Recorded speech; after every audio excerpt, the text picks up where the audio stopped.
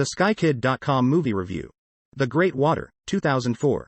The story in The Great Water revolves around the childhood experiences of a popular North Macedonian politician, Lem Nikodinowski, who found himself orphaned in the years following World War II. At 12 years old, he is captured and locked up in a camp, a special orphanage of a kind, alongside other youths who had the misfortune of not only losing their parents in the war but also were considered potential offenders of the ideological ideals set by the Communist Party. While the story is narrated in the first person by the adult Nikodinowski, as he recalls his childhood in a flashback, it is his younger self from whose perspective the story is told. For many viewers, how a political idea is forced upon and perceived by youth can be intriguing and shocking at the same time.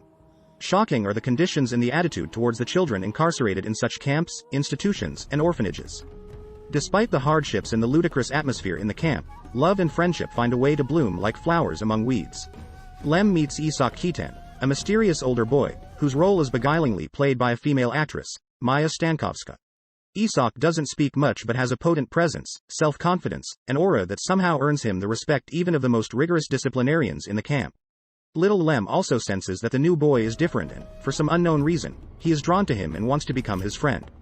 Yet this mysterious boy does not respond when Lem gathers the courage to ask him if he wants to become his friend. Instead, he gives a simple reply: friendship is to be earned. This phrase is what I consider to be the most memorable and vital message that the film presents to its viewers.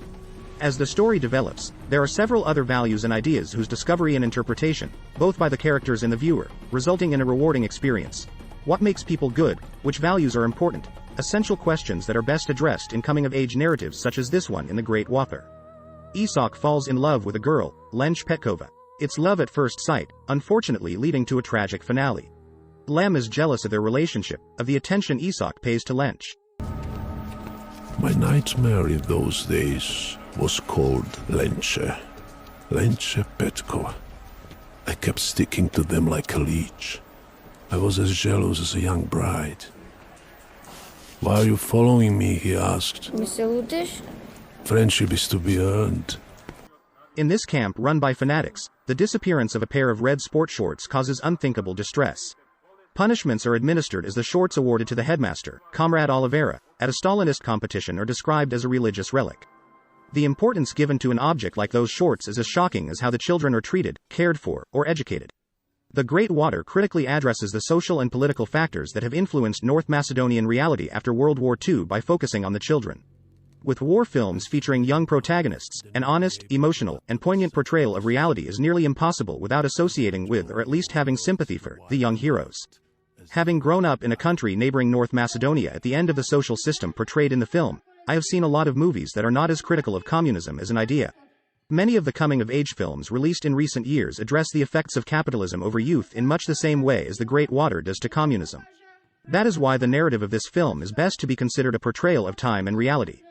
One of the best features of this movie is the intriguing mix between realism and mysticism, thanks to the mysterious powers that are attributed to the character of Isak.